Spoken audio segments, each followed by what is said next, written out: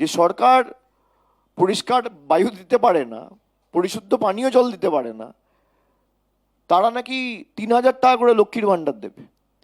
বিজেপির প্রতিশ্রুতিপত্র হচ্ছে কোনো রাজনৈতিক দলের ম্যানিফেস্টো বা ওই প্রতিশ্রুতিপত্র না, এগুলো হচ্ছে ওই চিটফান্ড সস্তার কোম্পানিগুলো রয়েছে, চিটফান্ডের প্রতিশ্রুতিপত্র।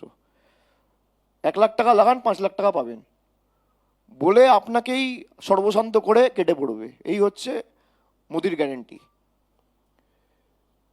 এদের প্রতিশ্রুতির কোনো দাম নেই। তো তারা বলছে যুবকদের 3,000 দেবো, তাদের নেতারাই বলছে মমতা বন্দ্যোপাধ্যায় যখন 1,500 টাকা করে দিয়েছে সেটাকে ভিক্ষা বলছে।